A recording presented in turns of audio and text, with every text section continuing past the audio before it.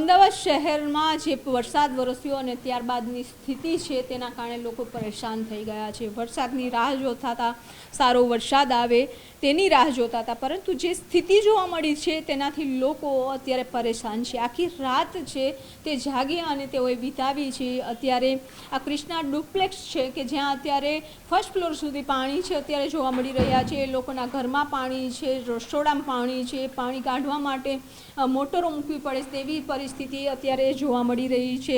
પાણીનો નિકાલ છે તે નથી થતો, રોડ ઉપર જે પાણી છે તેના કારણે પાણી બહાર પણ નથી નીકળતું, લોકોના ફર્નિચર બગડી ગયા છે અને જે પણ સામાન છે તે ઉપર મૂકવાનો પ્રયાસ કર્યો છે। અત્યારે આપ ફ્રીજ જોઈ શકો છો કે તમામ ઘરમાં જે ચીજવસ્તુ હતી, ઇલેક્ટ્રોનિક ચીજવસ્તુઓ તે પણ બગડી રહી છે। પાણી ના નીકળવાના કારણે લોકો પણ ચિંતામાં છે। અંકલ, આપણે કેટલા વર્ષોથી અહીંયા રહો છો અને આ પરિસ્થિતિ પહેલી વખત જ થઈ છે કે દર વર્ષે વરસાદમાં થાય છે?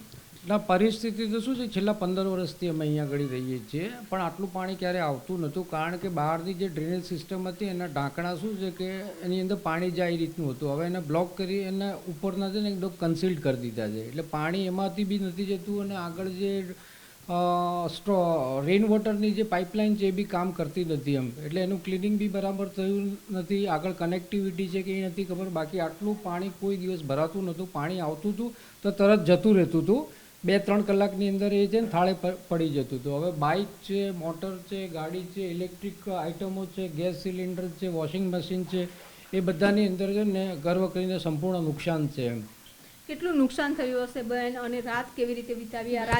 રાત આખી આ પાણી ભરેલું? આખી રાત પાણી ભરેલું રહ્યું છે। અમે નોન સ્ટોપ જાગતા રહ્યા છે, વસ્તુઓ જેમ જેમ બગડતી હતી એમ સાઈડમાં કરતા ગયા છે। ખાવાનું બી અમે લોકો ખીચડી બાજુવાળા આપી ગયા છે, કોઈ અમે ખાવા બી નથી બનાવ્યું। આ રીતે અમે ચલાવીએ છીએ। આજુબાજુવાળો કોઈને બધા આખી સોસાયટીમાં પાણી ભરાઈ ગયું છે। એમાં સૌથી વધારે અમારે આગળ બેઝમેન્ટનું નુકસાન આટલું થયું છે। હમણાં મેં 20 લાખ રૂપિયા આમાં ખર્ચો કર્યો છે ઘરમાં। ટોટલી મારું જોઈ રહ્યા છો આપ કે કઈ રીતે નુકસાન થઈ રહ્યું છે।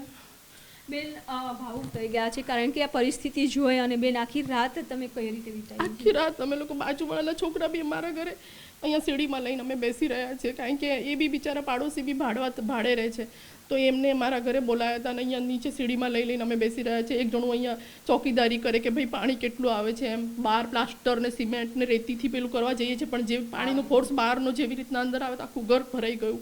મારું બેઝમેન્ટમાં હમણાં ખર્ચો કરાવ્યો એ બી મારું આખું પોયરું ભરાઈ ગયું છે। રસોડું મારું હમણાં હાલ મેં આખું હોલ કિચન આખું 20 લાખ રૂપિયા ઘરમાં ખર્ચો કર્યો, ટોટલી મારું આપ જોઈ રહ્યા છો। લોન એટલે આજુબાજુ ઉધાર લઈને મેં ખર્ચો કર્યો હતો એમાં। આજુબાજુમાં ઉધાર એટલે કે સગાવાલા રિલેટિવ હોય એની પાસેથી પૈસા લઈ અને થોડું ઘરનું ફર્નિચર કરાવ્યું હતું કે ઘર વ્યવસ્થિત રહે, અંદર બધી વસ્તુ હોય, જીવન જરૂરિયાતની ચીજ વસ્તુ સચવાઈ રહે તેવી પરિસ્થિતિ, તેવું આખું ફર્નિચર છે તે કરાવ્યું હતું, પરંતુ અત્યારે આખું ઘર છે તે પાણીમાં ગરકાવ થઈ ગયું છે। રાત આખી તેઓએ બેસીને વિતાવી છે અને અત્યારે પાણી છે, બેન પણ રડી રહ્યા છે કે પહેલી વખત આટલું પાણી છે તે જોવા મળી રહ્યું, હજુ પણ આ પાણી ક્યારે નીકળશે તે ખબર નથી, કારણ કે રોડ ઉપર એટલું પાણી છે। આ મોટર મૂકવામાં આવી હતી, તેમ છતાં મોટર કોઈ કામ કરતી નથી અને પાણીનો નિકાલ થતો નથી, તેના કારણે આખો પરિવાર છે તે ખૂબ જ ચિંતિત બન્યો છે। કેમેરામેન ખેંગાર રાઠોડ સાથે વિપુ પટેલ, ન્યૂઝ 18 ગુજરાતી, અમદાવાદ।